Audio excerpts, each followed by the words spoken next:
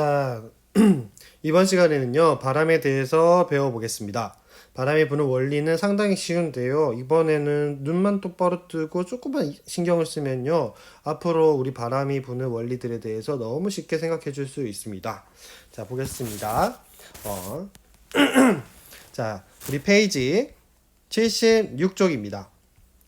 한번 같이 볼까요? 우리는 바람을 뭐라고 정의하냐면, 공기가 수평 방향, 수평이 뭐예요? 땅과 평행한 방향. 그래서 이 평평하게 공기가 이동하는 거, 이걸 우리는 바람이라고 부릅니다. 그래서 여자친구가 있는데 다른 여자를 만나는 그 바람이 아니라 공기가 수평한 방향으로 이동하면 바람이다 라고 생각해 주면 되겠죠. 좋아요. 그러면 이 바람이 부는 이유는 뭐냐면 자연의 이치에 의해서인데요. 입자가 많아. 입자가 많아. 이 많은 곳이 있고 입자가 적은 곳이 있어. 그러면 어디서 어디로 이동하죠, 입자가? 그렇죠. 입자는 많은 곳에서 적은 곳으로 이동합니다. 이것을 우리 확산의 원리라고 하는데요. 이런 것들은 자연의 이치예요. 그래서 빵구를 뻥 꼈어요. 그러면 이 빵구의 입자들이 푹 이렇게 처음에는 엉덩이 근처에 이렇게 있지만 이 입자들은 여기만 많기 때문에 어떻게 돼요? 입자 적은 곳을 퍼져 나가잖아요. 바람도 마찬가지예요.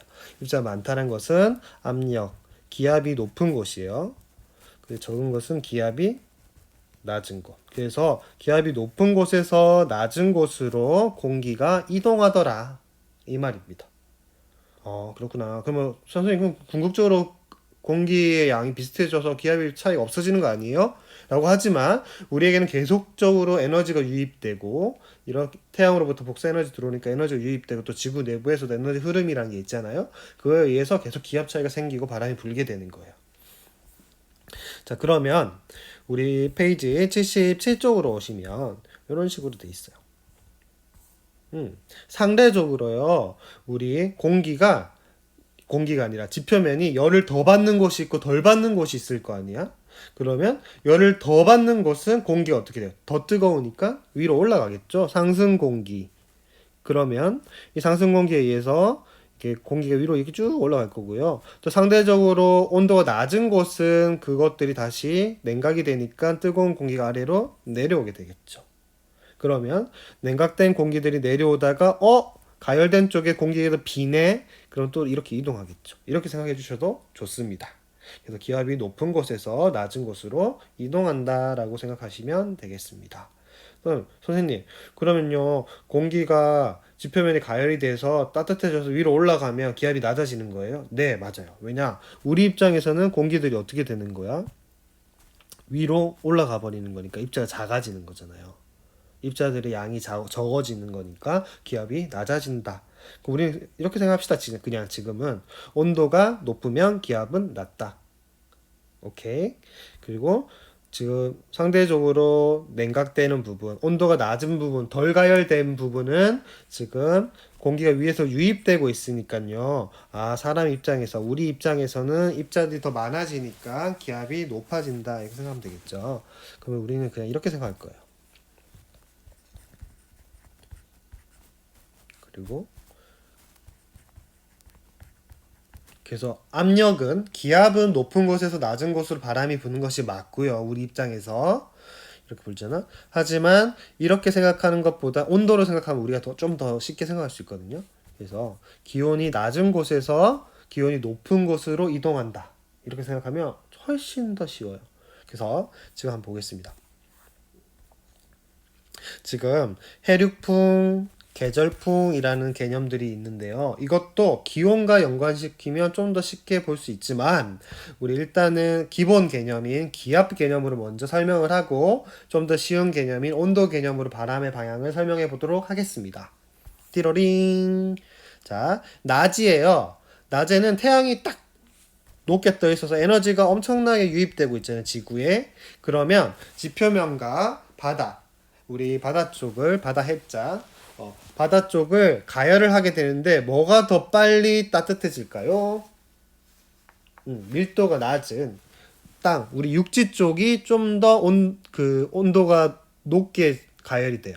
그러면 상승 기류, 그럼 기압은 어떻게 돼? 우리 지표면에 있던 걸 뺏기는 거니까 기압은 낮아지고요. 이해되시죠? 온도는 이미 높다고 했어요. 가열이 빨리 되니까 상대적으로. 그럼 바다 쪽을 볼게요. 바다 쪽은 온도가 상대적으로 낮으니까요. 기압은 어떻게 돼? 그쵸? 온도가 낮으니까 위에서 이렇게 유입되겠죠. 이렇게 이동해서. 기압은 높아집니다. 그러면 바람은 기압이 높은 곳에서 낮은 곳으로 가는구나. 온도는 낮은 곳에서 높은 곳으로 가는구나. 이렇게 생각할 수 있겠죠. 오케이. 그 다음에 이걸 해풍이라 부르고요. 바다 쪽에서 불어왔으니까 해풍 이렇게 부르고요. 밤이 되면 또 얘기가 달라요. 밤이 되면 태양이 없어졌어. 그럼 누가 더 빨리 식어요? 그렇죠. 육지 쪽이 더 빨리 식죠. 그래서 온도가 낮아. 상대적으로 바다 쪽의 온도가 높아요. 물이 좀 더 천천히 식으니까. 그러면 기압은 반대라고 했으니까 기압은 높은 곳, 바다 쪽은 기압은 낮은 곳. 그럼 바람은 기압이 높은 곳에서 낮은 곳으로 부니까 아하, 바다 쪽으로, 땅 쪽에서 바다 쪽으로 부네. 육풍. 그래서 어디로부터 불어오는가, 이게 이름을 붙이는 거예요. 바다 쪽에서 바람이 불어온다, 해풍. 땅 쪽에서 불어간다, 육풍. 이해되시죠? 좋아요. 이거는 이제 평소에 하루를 기준으로 봤을 때 땅과 바다 쪽에서 바람이 부는 거, 요거고요. 계절로 따지면 똑같아요. 어려울 게 하나도 없어. 한번 볼게. 자, 계절풍. 여름에는 에너지 유입이 태양으로부터 엄청 많은 계절이야. 그러면 땅이 온도가 높아요, 바다 쪽이 높아요? 그래서 상대적으로는 땅, 육지 쪽이 좀 더 높아요. 그래서 온도가 상대적으로 더 높고요. 압력은, 기압은 반대라고 했으니까 낮아. 그러면 바다 쪽 봅시다. 온도가 상대적으로 낮고요. 기압은 높아요. 그러면 바람은 기압이 높은 곳에서 낮은 곳으로 부는 거. 그래서 우리는 남동 계절풍 이렇게 얘기합니다. 불어오는 쪽 방향이니까요. 남쪽이자 동쪽인 곳에서 바람이 분다. 근데 그 이름은 계절풍이다. 계절마다 다르게 부는 거니까. 그래서 여름 쪽에서는 남동 계절풍이 분다. 여름 되면요, 미세먼지나 중국 쪽에서 넘어오는 미세먼지나 이런 것들이 상대적으로 우리가 체감이 좀 덜해요. 왜냐면 남동 계절풍이 일본 쪽에서 불어오고 있기 때문에. 이해되시죠? 그럼 겨울이 됐어요. 띠로링. 그러면 겨울은 상대적으로 태양으로부터 에너지가 덜 들어오는 곳이니까요. 식는다고 생각하면 돼요. 밤이랑 똑같아요. 밤이니까 식으니까 우리 온도가 육지 쪽은 낮고 바다 쪽은 높아. 기압은 반대니까 기압은 육지 쪽이 높고 바다 쪽이 낮아. 그럼 바람은 기압이 높은 곳에서 낮은 곳으로 들어오니까 이렇게 우리는 생각할 수 있겠죠. 그러면 이때를 우리는 북서쪽에서 불어오는 계절풍이다 라고 해서 북설 계절풍이고, 중국 쪽에서 오는 미세먼지가 겨울 이럴 때 많잖아요. 벌써 잊은 건 아니겠죠. 자, 근데 이거는 이제 기압으로만 계속 따지면 이렇게 볼 수 있는데, 아까 쉽게 생각하자고 했잖아요. 쉽게 온도로만 생각하겠습니다. 온도가 어디서 어디로 바람이 분다? 온도가 높은 곳에서 낮은 곳으로 바람이 분다. 이렇게 생각하면 쉽게 찾을 수 있다고 했어요. 자, 볼게요. 자, 해력풍부터 보겠습니다. 낮에 온도가 누가 더 높아요? 온도가 땅이 더 높고 바다 쪽이 더 낮다고 했어요. 그럼 온도가 낮은 곳에서 높은 곳으로 바람이 분다. 이해되시죠? 자, 이거 색깔 너무 눈에 안 보이네. 다시 빨간색으로 바꾸겠습니다. 밤이 됐어요. 누가 더 온도 높아요? 네, 바다가 더 온도 높아요. 그리고 육지가 더 온도가 낮아요. 온도 낮은 곳에서 온도 높은 곳으로 바람 분다. 이렇게 생각해도 되겠죠? 오케이.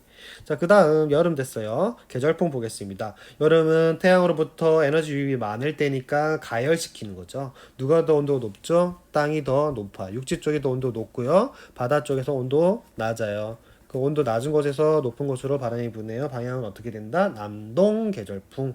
남동 쪽에서 불어오는 계절풍이다. 요거죠. 자, 그럼 겨울로 되겠습니다. 겨울은 태양으로부터 에너지 유입이 적기 때문에 에너지 유입이 적기 때문에 식는다라고 하자고 했어요. 그러면 식은 거니까 뭐가 더 빨리 식는다? 육지 쪽이 더 빨리 식는다. 온도가 상대적으로 더 낮겠죠. 그러면 바다 쪽에서 온도가 더 높을 거고, 온도가 낮은 곳에서 높은 곳으로 바람이 부니까 북서 계절풍이라고 얘기해 줄 수 있겠죠. 띠러링. 생각보다 너무 쉽네. 그쵸? 1번 수평 방향으로 이동하는 공기의 흐름을 무엇이라고 부릅니까? 그쵸? 바람이라고 부르죠. 선생님의 바람은 우리 문시 학생들이 과학을 너무너무 좋아하는 거. 농담이었어요. 2번 해류풍과 계절풍의 공통점과 차이점을 설명해 보자. 뭐예요? 공통점은 기압이 높은 곳에서 기압이 낮은 곳으로 부는 것은 같아요. 하지만 해류풍은 기간이 어떻게 돼? 그쵸? 얘는 하루를 기준으로 하고, 그쵸? 낮이랑 밤이랑 이렇게 바뀌는 거고요. 계절풍은 계절을 기준으로 하기 때문에 기간이 훨씬 길다라는 거 알 수 있죠. 또한 범위도 그렇죠. 물리적인 범위. 계절풍은 범위, 지역 그 면적 자체가 범위가 크잖아요. 범위가 크고요. 해류풍은 바닷가 근처에서 많이 느낄 수 있기 때문에 상대적으로 범위가 적구나 라고도 생각해 볼 수 있겠습니다. 차이점이에요.